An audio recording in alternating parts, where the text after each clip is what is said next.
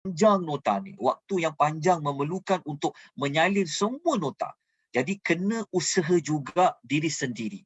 Jadi kalau siapa ada Quran, dia buka muka surat 411, dia akan jumpa Allah Ta'ala menyebut tentang sifat Al-Quran ini adalah Al-Hakim. Maknanya, peletakan kisah Luqman ni memang sangat tepat. Bagaimana Allah Ta'ala sendiri menyebutkan kitab yang Allah nak bawa turun itu, Allah Ta'ala kata, tilka ayatul kitab bil hakim. Okey, bulatkan perkataan Al-Hakim pada ayat yang kedua dalam surah Luqman. Bukan sekadar kitab itu ianya adalah Al-Hakim, Allah Subhanahu wa Ta'ala itu sendiri ketika Allah menamakan salah satu nama-namanya dalam surah Luqman, kita akan jumpa ada 2 kali Allah menyebut Allah itu bersifat Al-Hakim. Ayat berapa? Catat. Ayat nombor 9. Okey, siapa ada Quran terjemahan, dia pergi ayat 9, dia bulatkan. Yang Allah Ta'ala dia kata apa? Wa huwal azizul hakim. Okey, Al-Hakim yang pertama nama Allah ayat 9. Kemudian, jika kita buka ayat 27, muka surat 413, kita akan jumpa sekali lagi pada ayat nombor 27, Allah menyebutkan Allah Ta'ala itu apa? Innallaha azizun hakim. Maknanya kita jumpa perkataan hakim berapa kali dah? Kita jumpa 3 kali.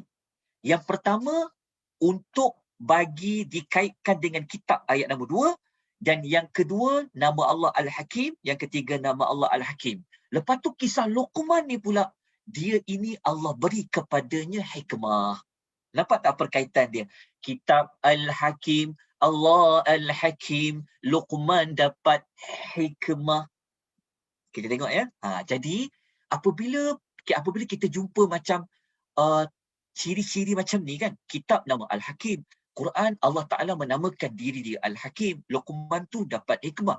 Maknanya mesti ada sesuatu pasal hikmah tu. Okey. Jadi, kalau kita nak lihat lebih lanjut tentang kisah Luqman, kita kena buka rujuk ayat nombor 12. Sehinggalah ayat nombor 19.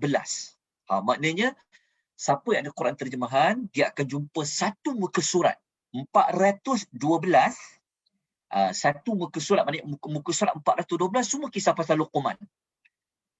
Muka surat 412 dalam Quran, bermula ayat 12 sampai ayat nombor 19, semua kisah pasal Luqman. Ayat 12 sampai 19. Jadi waktu kita buka ayat nombor 12 ni, kita akan jumpa mula-mula sekali Allah Ta'ala bagi tahu bahawa walaqad atina Luqmanal hikmah. Sesungguhnya kami telah memberi kepada Luqman itu hikmah. Okey. Kalau tuan-tuan sempat mencari perkataan al-hikmah, al-hikmah, al-hikmah dalam Quran ada 20 kali, salah satunya ada pada kisah Luqman, tetap akan dapati semua kalau sebut hikmah saja, semuanya akan datangnya daripada Allah Subhanahu wa Ta'ala. Jadi Luqman ni Allah beri hikmah kepada dia. Maknanya siapa dapat hikmah, dia dapat kebaikan yang banyak. Okey, itu kisah pasal Luqman. Okey, kita nak, sebab namanya surah Luqman, jadi kita kena perincikan sedikit sebanyak. Luqman ni setelah Allah beri dia hikmah, dia buat apa? Tengok. Maknanya surah ni sebenarnya surah yang mengajar kepada kita tentang hikmah. Maka orang yang pernah dapat hikmah iaitu Luqman. Jadi siapa dapat hikmah, dia dapat kebaikan yang banyak. Jadi sebenarnya daripada nama surah Luqman itu, Allah Ta'ala nak suruh kita study. Kamu belajar, ambil pengajaran tentang Luqman yang telah dapat hikmah tadi. Okey, minggu lepas saya telah terangkan apa makna hikmah. Kita telah sebutkan ada 3 makna hikmah yang ditafsirkan oleh Al-Imam Tabari. Yang pertama, orang yang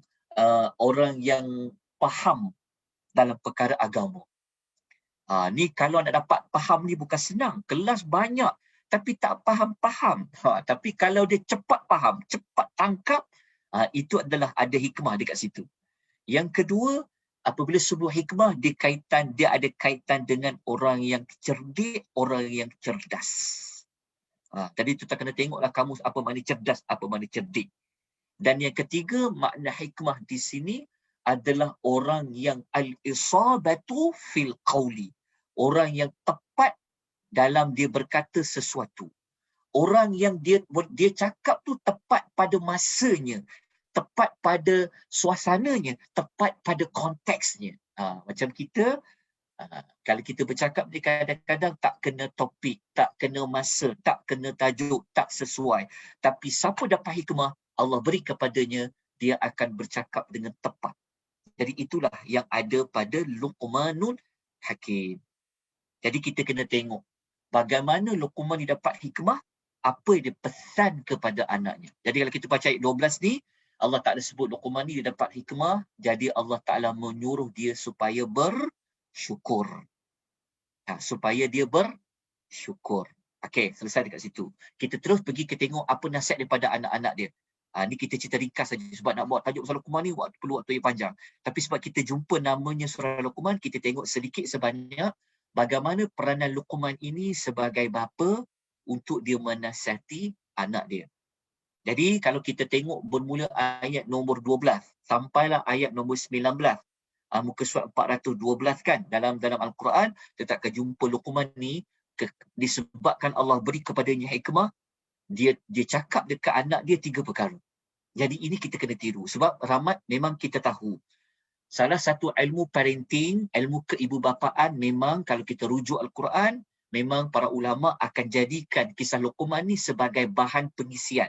Sebagai contoh, model, sebagai bapa, kalau dia nak didik anak-anaknya, ibu nak didik anaknya, dia perlu ada silibus apa. Perlu dia kata apa, maka orang ambil kisah pasal Luqman.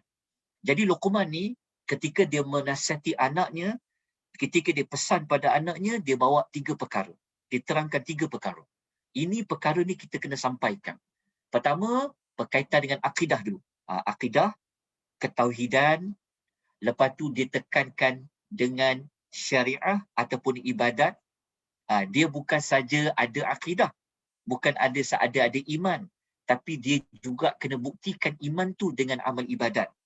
Lepas tu dalam masa yang sama, Luqman pesan kepada anaknya, jaga akhlak, jaga karakter tu, ada sikap yang baik. Maknanya Luqman ni, kalau kita pecahkan 3 ni, kita akan jumpa Luqman ni dia tekankan hubungan dengan Allah, dia tekankan juga hubungan sesama manusia. Kita jangan tekan ke anak kita hanya hubungan dengan Allah saja, tapi kita tak ajar anak kita hubungan sesama manusia. Inilah Luqman buat. Okey, kita pecahkan lagi, kita tengok lagi. Okey, hubungan dengan Allah, hubungan sama manusia. Okey. Kalau waktu kita baca ayat 13 ni merupakan pesanan Luqman yang paling utama sekali. Orang yang dapat hikmah, dia tahu. Kan kita sebut tadi, orang yang tepat, orang yang cergas, orang yang cerdik, apabila Allah beri kepada hikmah, dia akan tahu. Perkara yang paling besar sekali dalam hidup manusia ni adalah apa? Kita tengok Luqman, dia dah bagi dah clue dia dah bagi dah. Kalau benda pertama yang paling besar, apabila kita nak tekankan sesuatu, orang yang ada hikmah ni, dia akan katakan, kalau Luqman dia cakap kepada anaknya apa? Dia kata, ya bunayya la tusyrik billah inna syirka la zulmul azim. Ini yang pertama. Dia tekankan anaknya, jangan engkau mempersekutukan Allah. Ini tentang ketauhidan. Lepas tu Luqman dia buat justifikasi. Kenapa tak boleh sekutukan Allah? Kerana perbuatan syirik itu adalah satu kezaliman yang besar. Okey, ini yang pertama. Saya tak sempat nak ulas kenapa dia panggil anaknya, kenapa kalimah ya'izuhu, kenapa dia guna larangan dulu, don't, kenapa dia kata anaknya don't. Yang ini kita kena masuk topik yang lain. Tapi cukuplah untuk kita menggali kisah Luqman, kerana kisah Luqman ini kenapa dipaparkan, kerana dia ada kaitkan dengan hikmah. Jadi orang yang hikmah, siapa yang dapat hikmah Allah, okey, siapa yang dapat hikmah Allah, orang yang cergas dan bijak ni, dia kena benda yang paling besar adalah mengingatkan tentang ketauhidan. Lepas tu, Kalau kita baca ayat nombor 14, Luqmanul Hakim ni, walaupun kita tak jumpa ayat dia pasal Luqman cakap ke anaknya, tapi para ulama kata ia adalah sambungan dia. Yang ini Luqman pesan kepada anaknya supaya buat baik kepada kedua ibu bapa. Tengok tak? Hikmahnya Allah Ta'ala ni, hikmahnya Al-Quran ini, Allah Ta'ala tidak hanya menyebut hubungan Allah je kena jaga. Tapi dengan hubungan manusia pun kena dijaga. Siapanya? Iaitu kedua ibu bapa. Okay, ni kita tak perlu ulas panjang lebar.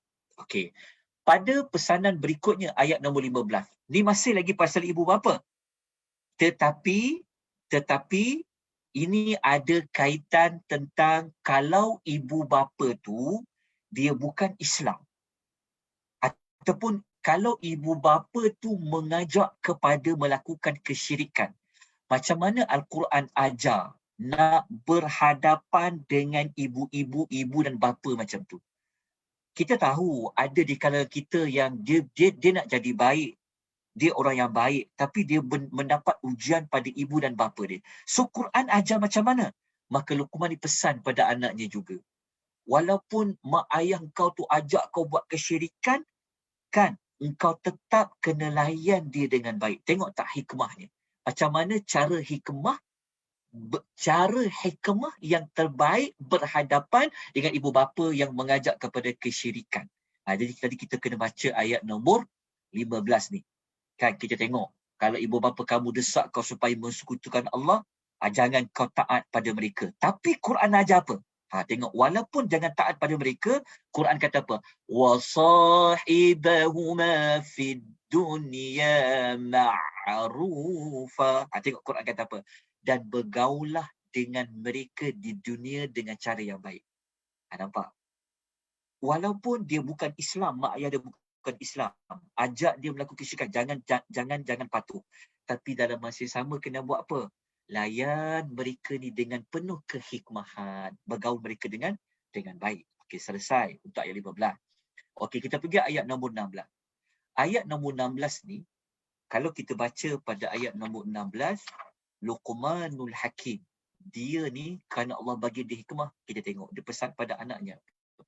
Ayat nombor 16 ni, Luqmanul Hakim, dia mengajar anaknya tentang Allah itu selalu mengetahui, memerhatikan apa yang berlaku di alam ini. Ni kita selalu ajar anak kita, Allah is watching, Allah selalu melihat, Allah selalu tahu kamu buat apa. Itu memang kita kena ajar pada anak-anak kita. Luqman dia ajar pada anak-anaknya pada ayat nombor 16 ni, sebenarnya dia nak ajar pada anaknya, dia nak beritahu anaknya bahawa Allah Ta'ala ni, dia tahu perkara yang kecil-kecil pun dia tahu. Sebab tu Luqman bawa contoh.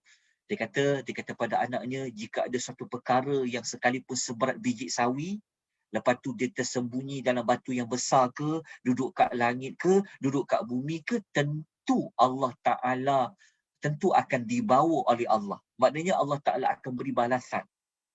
Maknanya apa? Kerana Allah Ta'ala itu latifun khabir. Allah Ta'ala maha malusi, maha mengetahui. Ini pun kita kena belajar.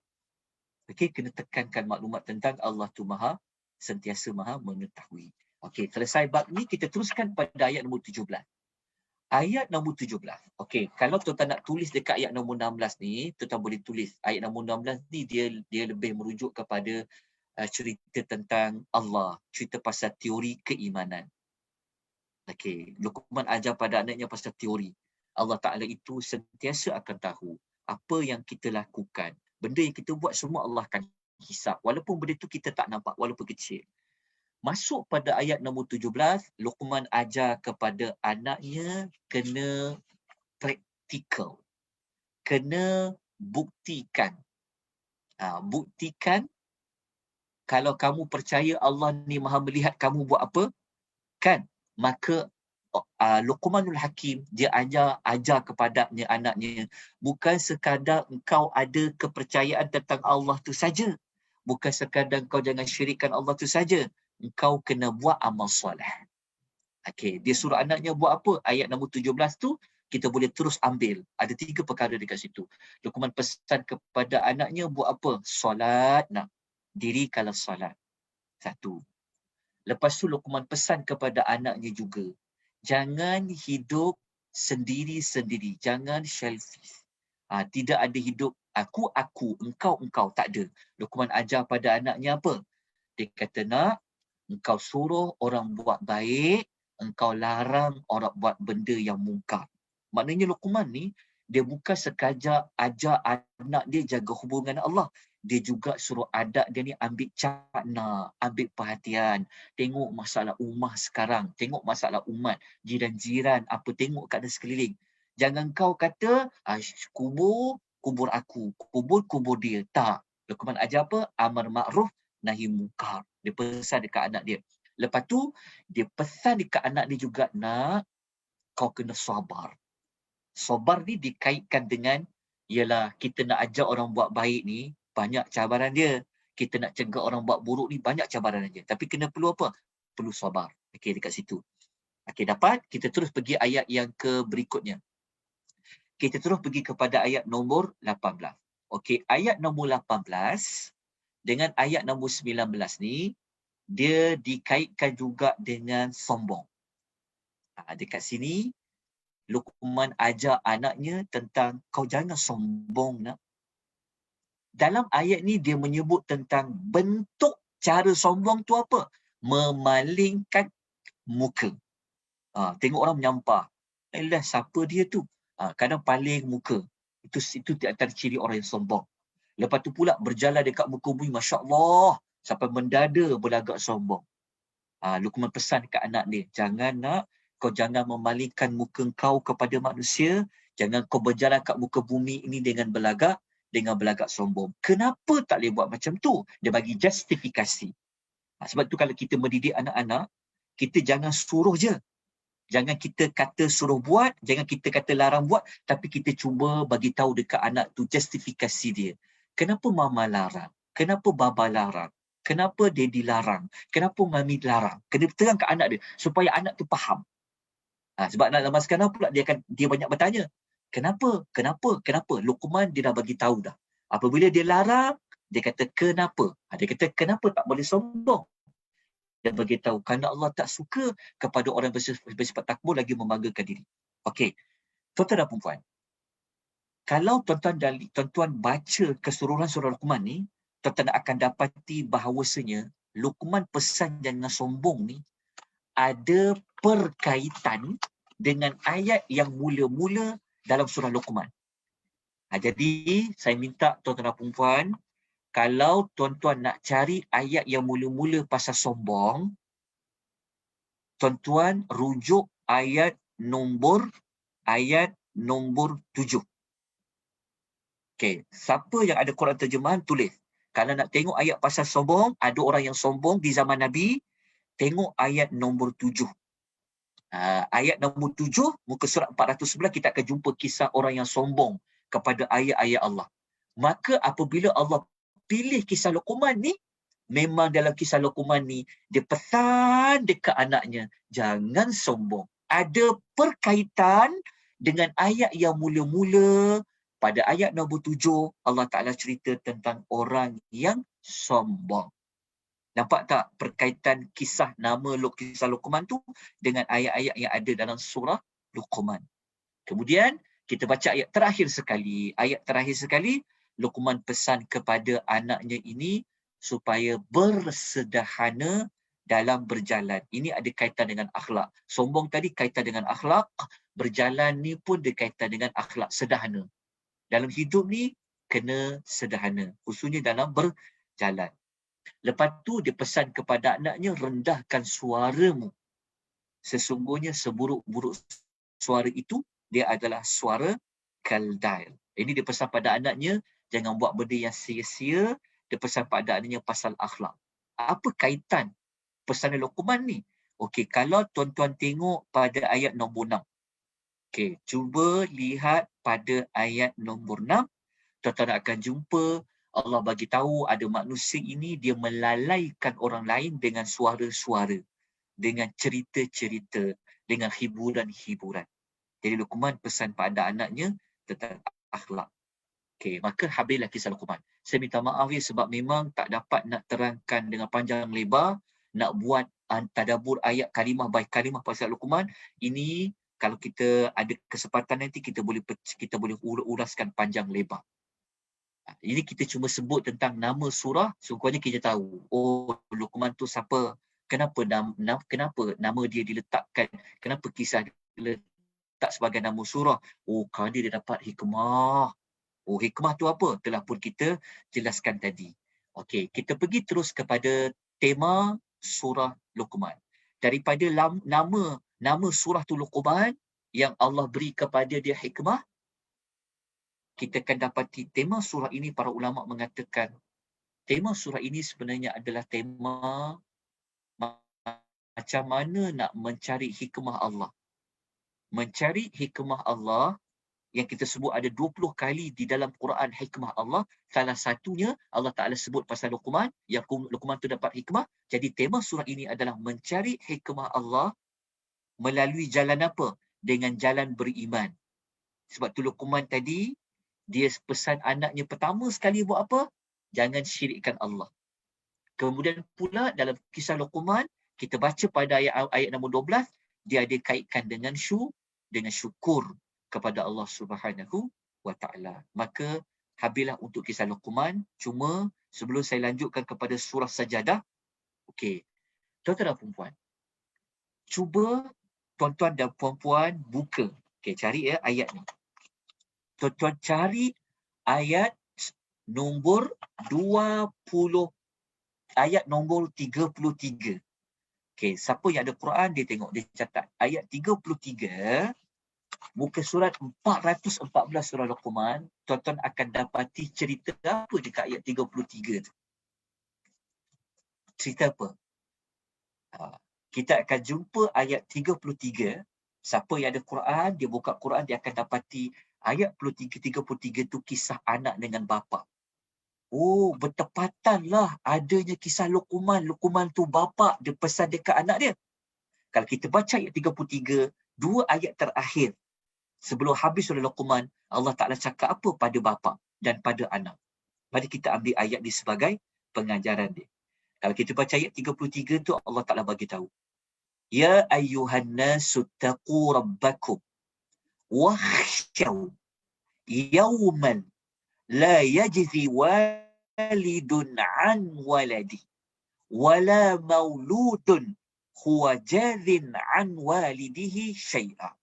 Kalau kita baca ayat 32 tu, 33, Allah bagi tahu, wahai manusia semua, kamu semua bertakwalah kepada Tuhan kamu. Lepas tu kamu kena takut kepada hari yang mana seseorang bapa tak dapat menolong anaknya. Macam tu pula anaknya tak boleh menolong bapanya. Kalau kita baca ayat 33 ni, ayat ni sangat bertepatan dengan kaitan dengan kisah Luqman. Kisah Luqman pula bertepatan dengan ayat-ayat yang sebelum ini. Jadi kisah Luqman kan, orang lihat kepada tajuk dia tu bapa, dia pesan pada anaknya. Lepas tu baca ayat 33, Allah pesan. Ingat ya, wahai manusia, nanti ada satu hari, waktu tu bapa tak boleh tolong anak dia. Anak dia pula tak boleh tolong bapa dia. Jadi ada perkaitan tak dengan watak Luqman sebagai bapa. Jadi tuan-tuan yang Allah rahmati sekalian, maka itulah sedikit sebanyak maklumat dalam berkaitan tentang Luqmanul Allah Ta'ala beri kepadanya hikmah. Jadi insya-Allah sampai kepada waktu yang Allah tentukan, kita akan ulas ayat satu persatu dalam surah Luqman ketika kita masuk pada tadabbur ayat by ayat nanti. Baik, kita lanjutkan dengan surah As-Sajadah. Baik. Surah Sajadah, apa makna sajadah? Sajadah, kita tahulah makna sajadah tu maksudnya sujudlah. Sajadah. Okay. Siapa yang ada Quran terjemahan, dia boleh buka surah Sajadah ni muka surat 415 sehingga muka surat 417. Okay. Kalau kita tengok dalam Quran terjemahan, apa makna sajadah? Kalau kita tengok dalam Quran terjemahan, sajadah tu dia dikaitkan dengan sujud. Maknanya surah ini adalah surah sujud. Surah sujud. Surah sujud maknanya kalau dia dah jadi nama surah, tentu ada sesuatu pada sifat sujud tu. Kenapa dengan sujud tu? Yang inilah yang kita nak gali, itulah tujuan kita belajar nama surah. Apa kaitan sujud itu dengan 30 ayat surah Sajadah? Daripada kita belajar nama, kita akan mencari perkaitan dia. Macam kita belajar surah Luqman tadi, kita dapat perkaitan dia pasal apa? Pasal dikaitkan dia pasal hikmah tadi. Dikaitkan dia tentang ibu bapa tadi. Maka kalau surah ni namanya surah sujud, maksudnya Allah Ta'ala suruh kita cari maklumat. Ada apa pada sujud tu? Maknanya sujud itu sendiri menjadi perkara yang besar pada memahami 30 ayat bagi surah Sajadah. Kerana surah Sajadah ni, dia ada 30 ayat. Okey. Dah faham tentang Sajadah? Okey, kita belajar sedikit sebanyak. Kenapa ia dinamakan sebagai Sajadah? Okey. Surah ini dinamakan ia sebagai Sajadah kerana mengambil cerita orang mukmin. Orang mukmin ni maknanya orang yang benar-benar beriman, yang sujud kepada Allah sambil dia mensucikan Allah, bertasbih kepada Allah setelah dia mendengar ayat-ayat Allah. Jadi kita ambil, surah ni namanya surah Sajadah, surah sujud. Kenapa surah tu namanya dengan surah sujud? Ada cerita orang mukmin ni mereka sujud kepada Allah. Ketika mereka sujud kepada Allah ini, mereka mensucikan Allah dengan mereka bertasbih kepada Allah. Jadi, ini bermakna kita juga kena cari mana ayat yang ada sebut tentang sujud ni. Jadi kita pun buka lah Al-Quran. Kita buka pasal Quran. Dalam Quran kita jumpa ayat yang sebut tentang kisah orang sujud ni, dia ada pada tanda sujud sajadah. Ayat nombor 15. Okey, kita buka muka surat 416. Jadi, apabila kita tahu nama surah, kita tahu kepentingan nama surah ni, kita perlu cari maklumat, jadi kita kena cari ayat dia. Jadi, apabila kita cari ayat dia, kita kena buat apa? Kita kena belajarlah cari tentang ayat dia tu. Ni ayat yang belakang kita jumpa tadi sujud kan. Okey, ni sujud apa? Ni adalah sujud tilawah. Baik. Kita lihat terlebih dahulu. Okey, tentang sujud ni. Okey, sebelum kita pergi pada tema, okey, kita lihat dulu ni. Sujud. Kejap tak ada nama tempat sujud, kejap. Okey, tuan-tuan lihat. Ada tak dalam nota? Saya beri tak dalam nota? 29 tempat sujud. Tak ada ya? Ni nota tambahan. Tuan-tuan kena tulis dekat situ. Boleh Okey, begini. Kalau kita rujuk dalam Quran, ada 15 tempat ada sujud sejadah. Ada sujud tilawah tu. Kita jumpa yang gambar logo macam gambar masjid tu, kita jumpa ada 15 tempat. Tempat yang ke-10 dia berada pada surah Sajadah. Ayat nombor 15 yang telah saya kuningkan warna tu. Okey, kenapa? Kenapa saya nak tunjuk maklumat ini? Kerana kita nak bongkarkan sekejap lagi, kita nak perbetulkan cara faham masyarakat tentang sujud sajadah ni. Sebab kita tahu ini jadi sunnah. Kalau hari Jumaat dia akan baca sujud sejadah. Tapi kalau kita tanya, kenapa Pak Cik, kenapa masjid ni, kenapa surau ni pagi Jumaat sembahyang subuh dia akan sujud sejadah? Kenapa? Dia akan kata kerana nak sujud sejadah lah. Kalau semata-mata nak sujud sejadah, tanya pula soalan pada dia. Kenapa tak imam tak baca surah Al-Alaq? Ayat nombor 19 kan ada sujud sejadah, kan lagi pendek surah Al-Alaq. Kenapa imam tak baca surah Al-Furqan ayat 60? Jawapan dia mesti jemaah tu kata, kan sunnah Nabi yang suruh baca. Okey, betul. Tapi adakah sunnah Nabi suruh membaca surah Sajadah pagi Jumaat, rakaat pertama subuh, rakaat kedua insan kerana semata-mata nak sujud? Yang ini yang kita akan perbetulkan. Cara faham masyarakat tentang surah Sajadah. Sebab tu ada setengah masjid, dia janji dapat sujud. Jadi dia potong ayat tu. Dia terus ambil ayat nak sujud sejadah. Dia tak mula pada awal. Ini kesalahan yang perlu dibetulkan. Okay. Tapi sebelum tu, kita lihat dulu. Ada apa dengan sujud ni? Sehingga dia menjadi nama surah. Okey, kita pecahkan dulu persoalan tentang ada apa pada sujud ni. Okey, kalau pasal Luqman tadi, ada apa pasal Luqman tu? Kenapa dengan Luqman tu? Oh, dia dapat hikmah Allah bagi. Apa bukti dapat hikmah ni? Oh, dia ajar pada anaknya benda yang Allah Ta'ala kendaki yang tepat. Jadi kenapa pada sujud ni? Okey, sebenarnya sujud ni, dia mengandungi elemen. Dia adalah simbolik kepada ketundukan dan juga kepasrahan. Al-khudu'u wa taslim. Kan kita tahu kan, kalau sujud ni kan menunjukkan diri kita ni hina, kan sujud. Kita tak boleh sujud pada manusia.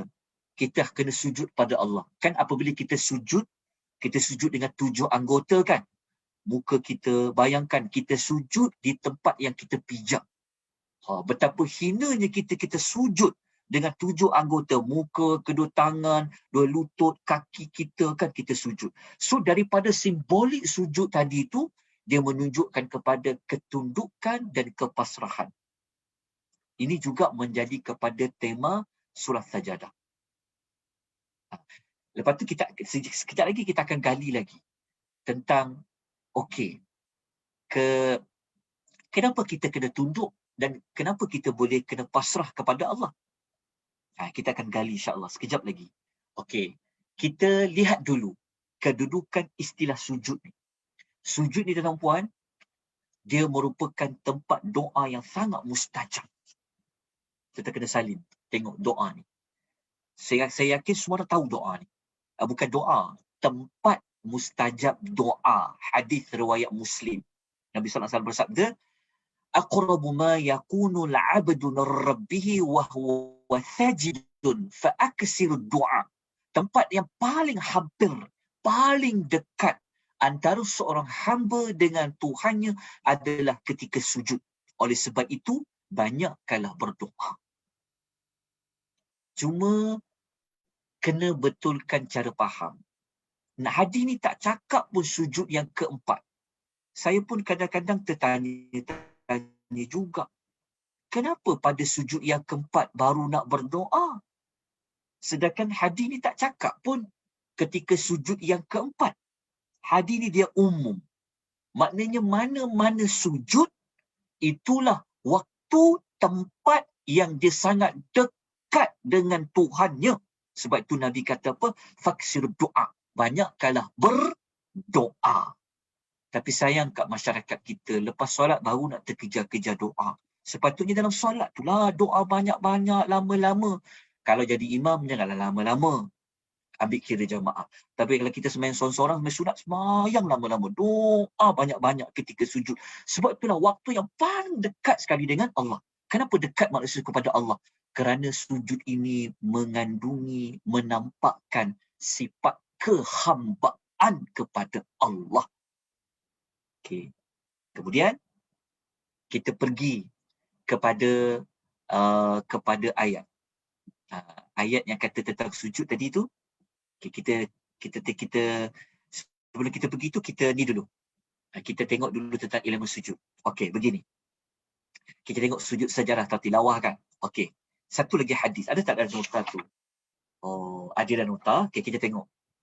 Sebab tu sujud sajadah ni ataupun sujud tilawah ni dia tak wajib. Mengikut pendapat yang rajih, sujud kalau kita jumpa sujud sejadah kan, kita tak wajib untuk kita sujud. Dia sunat saja. Tapi kalau kita ada kemampuan untuk kita sujudlah.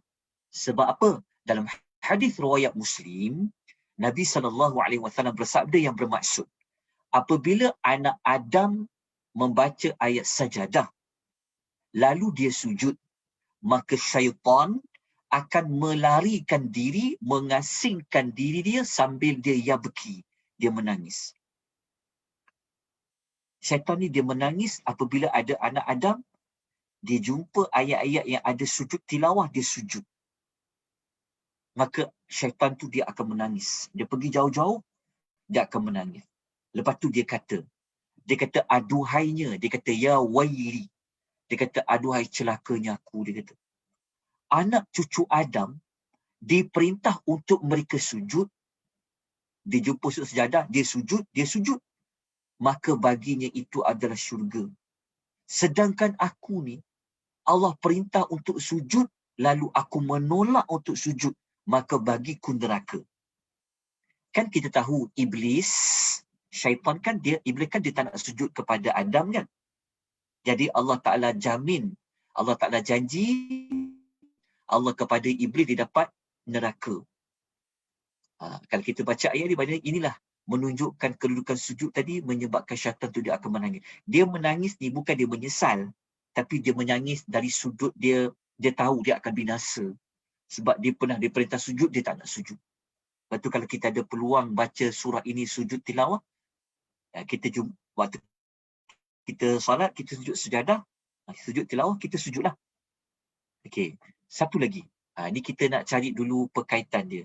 Tapi sebelum perkaitan ni, kita terus pergi kepada ayat dulu. Kita pergi kepada ayat sumber. Ayat yang menjadi kepada nama surah.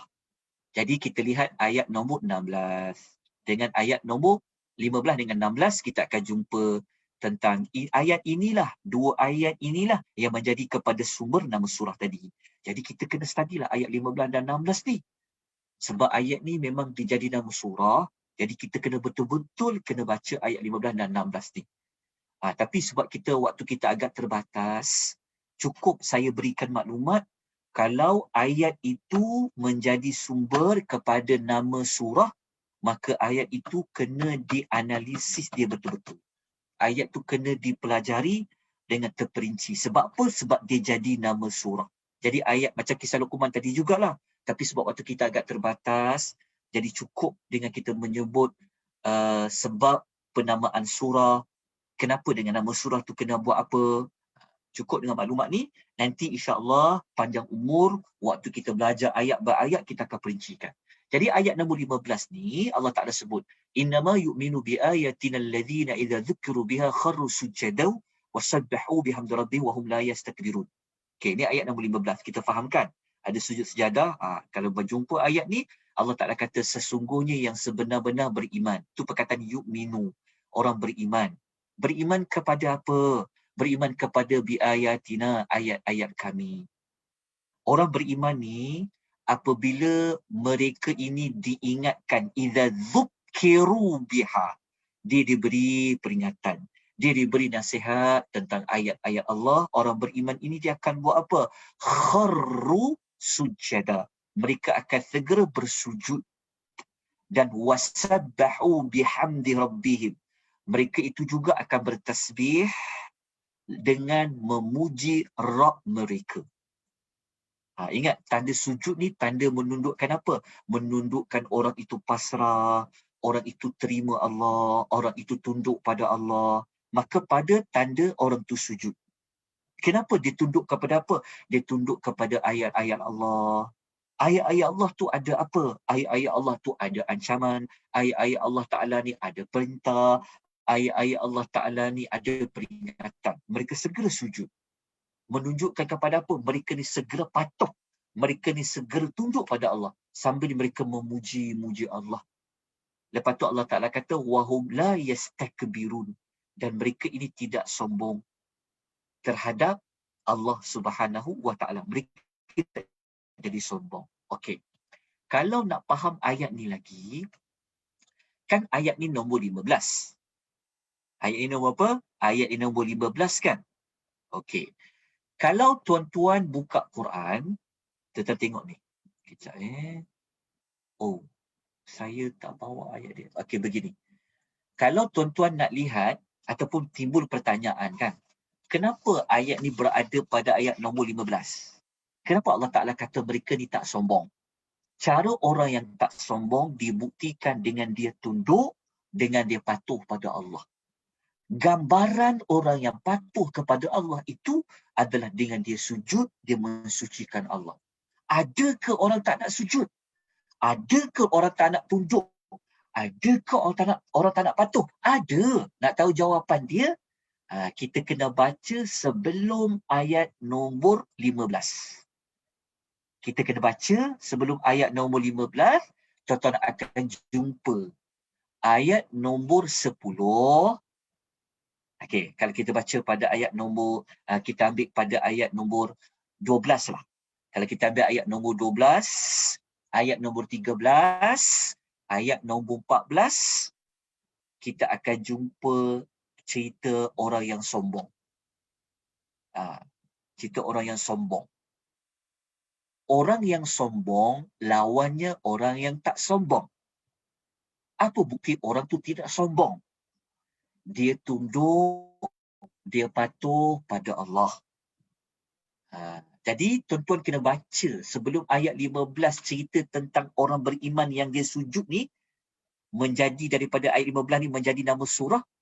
Allah Ta'ala ada cerita orang yang sombong masa dia hidup. Kita kena buka pada ayat nombor 11, ayat 12 dan ayat 13 yang tuan-tuan akan jumpa. Ayat nombor 11 itu Allah Ta'ala cerita orang yang ketika mana mereka berada di hari akhirat, mereka berada di depan Allah. Mereka ketika itu mereka tundukkan pandangan mereka. Mereka tundukkan. Oh, waktu hidup kau tak nak tundukkan kepala kau. Kan, kau tak nak sujud pada Allah. Tapi apabila mereka berhadapan dengan Allah pada ayat nombor 11, kita akan jumpa barulah mereka mengatakan apa? Rabbana absarna wa sami'na farji'na na'mal salihan inna muqinun. Barulah mereka kata apa? Ya Tuhan kami baru melihat, kami telah melihat, kami telah mendengar. Kembalikanlah kami buat amal-amal soleh. Sekarang kami yakin. Tapi orang beriman, lawan dia ayat 15, ayat nombor 16. Orang beriman ni masih dihidup lagi dah. Dia dah yakin dengan ayat-ayat Allah. Dia terima ayat Allah tu, itu yang dia tunduk dengan segala titah perintah Allah. Dia menyerahkan diri dia kepada Allah. Jadi, kita kena baca pada ayat yang sebelum 15, kita akan jumpa Allah Ta'ala cerita tentang lawan kepada orang yang tak mahu sujud tadi. Kemudian, kalau kita baca ayat nombor 16, Allah perincikan lagi. Apa tanda mereka tak sombong tu? Apa tanda mereka tunduk pada Allah tu? Mereka ni, kalau waktu malam, mereka ni akan bangun waktu malam. Mereka buat apa? Mereka doa kepada Rabb mereka dengan rasa takut. Dalam masa yang sama, mereka mengharapkan rahmat Allah. Doa dekat situ boleh juga membawa makna mereka beribadat di waktu malam. Bukan hanya pada makna doa minta tu saja. Mungkin dia buat qiyamul, mungkin dia baca Quran. Tapi dia bangun, waktu malam dia solat ke, dia baca Quran ke, dia beribadat kepada Allah ke, dia dengan bawa perasaan takutnya tentang dosa-dosa dia buat, kesalahan dilakukan, takutnya pasal azab Allah Ta'ala ni. Dalam masa yang sama, dia juga sangat mengharapkan rahmat Allah, kasih sayang Allah tu. Dalam masa yang sama, orang yang tak sombong ni, kan, yang tunduk dan patuh pada Allah ni, mereka akan nafkahkan sebahagian daripada apa yang Allah beri kepada mereka. Nampak tak? Okey, jelas tentang nilai tentang sujud tadi. Sujud tadi dia adalah gambaran kepada orang yang tidak menyombongkan diri. Orang yang tidak menyombongkan diri ini pada elemen sujud tadi itulah keluarnya pada tema orang yang tunduk dan orang yang patuh kepada Allah Subhanahu wa taala. Okey, dapatlah kita kepada jawapan kenapa surah itu dinamakan surah sujud. Kerana sujud ini merupakan gambaran bagi orang-orang yang merasa dirinya hina, letakkan kepalanya ke bawah, simbolik kepada orang yang rasa diri dia ini orang yang tidak ada apa-apa, tak ada tunduk patuh pada Allah Subhanahu wa taala. Okey, kita nak cari jawapan sebelum kita pergi kepada surah berikutnya, kita nak cari jawapan. Kenapa Nabi suruh kita baca surah Sajadah pagi Jumaat dan Insan pagi Jumaat? Okey, siapa boleh bagi jawapan dia? Kan, okey. Dia sebenar-benarnya surah Sajadah ni, ingat tak tema tadi? Okey, kan kita belajar tema, kita belajar nama surah. Pagi Jumaat, kenapa Allah Ta'ala suruh kita sujud? Sebab kita dah ulas dah tadi, saya tak perlu ulang banyak kali lah pada nilai sujud tu. Dia sebenarnya bukan pada sujud tu saja. Bukan semata-mata nak sujud tu. Tapi kita kena faham gambaran pada orang yang sujud tu. Lepas tu kenapa pula kena sujud pagi Jumaat tu?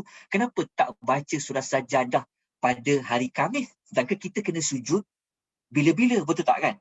Khamis pun boleh sujud, Rabu pun boleh sujud pagi Rabu. Kenapa kena pagi Jumaat? Macam pagi esok Khamis. Kenapa tak baca Sajadah dibaca pada hari Khamis sembahyang subuh? Kenapa hari Jumaat? Rupa-rupanya kalau kita belajar hadis Nabi, kita akan dapat jawapan dia. Kalau kita baca asal usul, di manakah sunatnya baca surah Sajadah pada pagi Jumaat, dia ada kaitan dengan adab. Tengok kita baca ayat, kita baca hadis tu kan, terjemahan dia terus. Hadis riwayat Ahmad. Nabi SAW bersabda, sesungguhnya hari yang paling afdal bagi kamu adalah hari Jumaat. Okay, nampak? Kata kuncinya hari Jumaat. Hari paling baik sekali. Kenapa hari Jumaat tu? Apa ciri keafdalian hari Jumaat tu? Nabi kata pada hari tersebut Adam diciptakan. Pada hari Jumaat tersebut Adam diwafatkan. Pada hari Jumaat tersebut nanti ditiupnya sangkakala. Pada hari Jumaat itu juga manusia akan mati sebab kiamat kan. Oleh sebab itu, berselawatlah kepadaku pada hari Jumaat. Okey, sebab selawat tu kita faham. Tapi kenapa Allah Ta'ala sebut kaitan sujud sebaca surah Sajadah dengan pagi Jumaat? Rupa-rupanya surah Sajadah ada kaitan dengan Nabi Adam. Sebenar-benarnya sujud Sajadah tu, baca surah Sajadah, dia ada kaitan dengan Nabi Adam. Nabi Adam ada tak peristiwa sujud? Dia nak tanya. Ingat tak Iblis tadi kan dia tak nak sujud kan? Kita faham kan pasal Nabi Adam.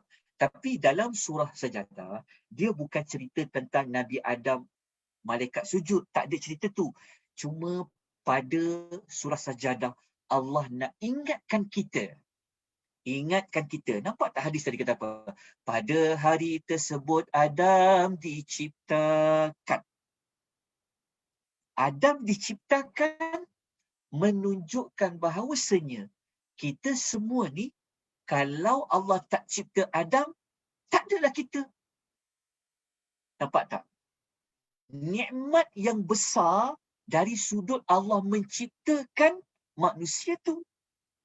Sebenarnya surah Sajadah ni, kalau kita faham hadis ni, Allah Ta'ala nak ingatkan kita. Hei manusia, kau kena ingat. Engkau tu sebelumnya tak ada. Lepas tu kau ada. Macam mana kau boleh ada di muka bumi Allah Ta'ala ni?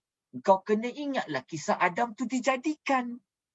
Jadi surah Sajadah dibaca pada pagi Jumaat, Allah Ta'ala nak recharge kita. Allah Ta'ala nak suruh kita buat ingat balik asal usul kita ni dari siapa? Siapa yang cipta kita? Itu sebenarnya surah sajadah dibaca pada pagi Jumaat. Bukan semata-mata nak sujud sajadah tu. Tapi kalau sujud sajadah tu dibuat, tapi masih lagi lepas solat, masih sombong, masih tak nak ikut kata Allah, masih nak lawan Quran, masih tak nak beriman pada Allah, itu dia panggil tak ada manfaat sujud sajadah pada pagi Jumaat tu. Sepatutnya sujud sajadah pada pagi Jumaat itu adalah untuk mengingatkan kita ni dari Allah. Dari Allah tu macam mana? Dari sudut penciptaan Adam yang dicerita pada pagi Jumaat. Okey, nak buktikan hadis ni, tuan-tuan lihat. Okey, saya minta tuan-tuan dan puan tolong buka ayat dalam surah Sajadah pasal Nabi Adam. Cuba buka surah Sajadah pasal Nabi Adam. Ada tak surah Sajadah cerita pasal Nabi Adam? Adam tu kan daripada tanah. Okey, ada ayat dia. Sebab Nabi dia tak akan buat satu sunnah yang dia bertentangan dengan ayat Quran. Jadi kalau kita buka, pasal Adam dicipta hari Jumaat, surah Sajadah kena baca pagi Jumaat. Ada pasal Adam, cari ayatnya, ada. Okey, buka muka surat 415. Tengok ayat nombor 7, tengok ayat nombor 8. Tengok ayat nombor 7 lah. Paling utama ayat nombor 7. Ayat nombor 7, Allah tak cerita pasal Nabi Adam tau. Tapi sayangnya lah orang baca surah Sajadah ni pagi Jumaat tak faham-faham. Itu yang dia tak berubah lepas sembahyang tu. Kalau dia sampai pada ayat nombor 6, dia akan jumpa terlebih dahulu. Sebelum dia suruh sejadah tu, dia akan jumpa dulu Allah Ta'ala kata apa? Allazi ahsana kulla syai'in khalaqah.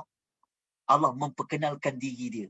Yang menciptakan setiap sesuatu dengan sebaik-baiknya. Jadi Allah ingatkan kita, hei makmum, hei pak imam. Kan kita jadi imam, cara kita jadi makmum. Makmum ni ada datuk, ada datin, ada tun, ada tan sri. Semua orang semayang, dia baca surah Sajadah, Allah ingatkan, kau imam, kau makmum, kau kena ingat. Aku ini, kata Allah, yang menciptakan sesuatu dengan sebaik-baiknya. Lepas tu Allah sebut pasal Adam. Allah Ta'ala kata apa? وَبَدَأَ خَلْقَ الْإِنسَانِ مِنْ طِينٍ. Dan Allah itu memulakan cipta manusia daripada tanah. Kalau kita faham, surah ini ketuk kepala kita. Surah ini pukul kita. Surah ini pukul kita apa? Ingat, engkau itu apa pun jawatan kau, besar macam mana engkau sekalipun, kau kena ingat engkau itu asal usulnya daripada tin, daripada tanah. Lepas tu dia baca lagi ayat 8. Dia baca ayat 8, Allah Ta'ala kata apa? Dia baca ayat 8, Allah kata, summa ja'ala nathlahu min sulalatin min ma'in mahin. Kemudian dia telah menjadikan keturunan manusia itu daripada Adam tadi tu, maka bertambah biak manusia itu daripada air yang hina, iaitu air mani. Tak sedar diri lagi ke baca surah Sajadah tu? Macam mana jadi tak sedar diri? Sebab tak faham apa sebab surah Sajadah tu kena baca. Tapi yang manusia kejar-kejar, tunggu-tunggu waktu bila? Dia tunggu ayat 15 tu saja. Innama yu'minu biayatina allazi. Itu je dia tunggu. Tapi sebenarnya surah Sajadah, surah yang ingatkan kita, ingat engkau itu asal usulnya dari tanah. Tanah tu merujuk kepada siapa? Merujuk kepada Adam. Kalau tak ada Adam, tak adalah korang. Allah ingatkan kita asal usul. Lepas tu Allah ingatkan juga korang ini macam mana dapatnya lelaki, dapatnya perempuan daripada air mani. Kalau tuan-tuan tak percaya lagi, nak kuatkan lagi maklumat itu rupa-rupanya, itulah sebabnya baca Sajadah pagi Jumaat. Kenapa Nabi suruh baca juga surah Insan pagi Jumaat? Waktu kita baca Insan, lagi terang-terang Allah Ta'ala ketuk kepala kita tentang asal usul kita. Tapi Dia tak ada surah selepas sajadah. Kena buka surah 76. Waktu kita baca surah Insan kan, oh lagi ayat tu dahsyat. Ayat tu kalau manusia tak sedar lagi, tak tahulah. Tapi macam mana manusia tak sedar? Sebab dia tak faham. Dia tak baca dah surah Insan tu. Dan janji dapat surah sejadah. Ni kena tolong betulkan. Tolong dibetulkan cara faham. Lepas tu kena belajar. Kalau kita baca surah Insan ni kan, kita tengok. Saya buka satu contoh. Kita buka ayat mudah je. Kalau kita buka surah Insan, pada ayat 1, 2 ni, Allah Ta'ala sedarkan asal-usul kita tau. Lepas tu, hari Jumaat ni, Allah Ta'ala nak suruh kita, kau sedar, bangkitlah, berubahlah, tunduklah pada Allah, patuhlah pada Allah, tunduklah pada Allah, patuhlah pada Allah. Itu yang ada simbolik kepada sujud. Kalau kita baca surah Insan, kita buka surah Insan, contoh, kalau kita ada Quran ya, kita buka muka surat 578, kita akan jumpa Allah ingatkan asal-usul kita tau. Jadi kalau orang faham ni, dia akan menangis tau. Dia akan teringat kesalahan dia pada Allah. Dia akan teringat apa yang aku buat selama ni. Aku ni, ya Allah, lupa. Aku duduk di bumi Allah Ta'ala ni. Kenapalah selama ni aku jadi sombong. Aku tak nak ikut Quran. Aku tak nak ikut Allah wajibkan. Aku langgar. Kan? Dia akan sedar. Sebab tu dia baca setiap minggu. Sebab kita ni mudah lupa. Kejap, satu hari je ingat. Lepas tu hari kedua dah lupa. Sebab tu diulang hari Jumaat. Setiap Jumaat, sedar kita. Setiap Jumaat, sedar diri kita. Jadi kalau baca Insan tu, kita akan jumpa Allah Ta'ala kata apa? Kita ini daripada air mani yang bercampur. Hina tak kita dengan Allah? Jangan belagak ya. Jangan takbur hidup di bumi Allah Ta'ala ya. Kita ni semua dari tanah. Kita ni juga daripada air mani yang bercampur. Jadi moga-moga kita sedar diri. Maka marilah kita tunduk kepada Allah. Kita patuh kepada Allah dengan kita mengetahui asal-usul kita yang tak ada apa-apa ni. Tapi mentang-mentang dah dapat ilmu, dah ada kerja, Allah Ta'ala bagi rezeki semua-semuanya, tapi tak nak buat apa-apa pada Allah, tak nak tolong agama Allah, tak nak tunduk dan patuh pada Allah Subhanahu wa Ta'ala. Sayang 1000 kali sayang, antara sebabnya sebab kita tidak faham apakah sebenarnya yang ada pada surah Sajadah. Okay, kita dah faham dah tadi, Alhamdulillah. Okey, kita pergi kepada suratul Al-Ahzab. Oh, dah pukul berapa dah ni? Saya pun tak tengok jam dah ni. Sekejap dah pukul berapa dah jam tu? 10, 20. Okey, kita pergi surah Azab Boleh ya? Surah Al-Ahzab. Okey.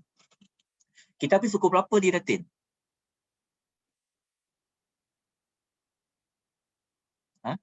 Total boleh ikut lagi ke ni? Okey. Kita pergi surah Al-Ahzab sikit lagi. Boleh, Datin? Boleh. Silakan. Boleh, Ustaz. Okey. Oh, lupanya saya cabut dia punya ni. Kosong Okey. Tapi dengar suara saya kan? Ya, jelas. Okey, baru saya dengar. Okey. Kita pergi Al-Ahzab sedikit ya. Al-Ahzab ya. Okey, apa makna Al-Ahzab? Al-Ahzab, kalau kita buka terjemahan ya. Okey, siapa ada Quran terjemahan, dia boleh buka muka surat 418 sampai muka surat 400, panjang. Sampai muka surat 427. Okey, apa makna Ahzab? Al-Ahzabu merujuk kepada tentera yang bersekutu ataupun golongan yang bersekutu. Al-Ahzab ni adalah golongan yang bersekutu. Maksudnya Al-Ahzab ni adalah kombinasi daripada beberapa grup. Kombinasi daripada beberapa kumpulan. Itu panggil golongan bersekutu. Okey, kita dah faham terjemahan kan? Golongan yang bersekutu. Jadi kita pun dah faham. Okey, kalau ni jadi nama surah, golongan bersekutu ni tentu ada sesuatu yang Allah Ta'ala minta kita study ni. Allah minta kita gali lagi maklumat. Ada apa pada golongan yang bersekutu tu? Jadi kita kena cari ayat-ayat yang menjadi sumber kepada nama Al-Ahzab yang bersekutu tu. Okey, insya-Allah kita akan pergi kepada ayat dia.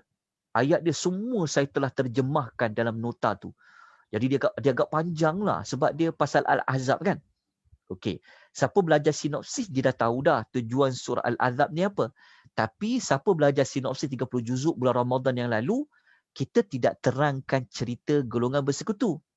Sebab itu kelebihan siapa ikuti kelas belajar nama surah, dia akan belajar tentang nama surah Al-Ahzab. Dia ikut juga kelas sinopsis 30 juzuk, dia tahu tujuan surah Al-Ahzab tu apa, apakah ciri-ciri surah Al-Ahzab. Jadi kita akan ulas tentang golongan bersekutu tu apa. Sebab dia jadi nama surah. Ini bermakna kita kena cari maklumat. Kenapa dengan golongan bersekutu itu?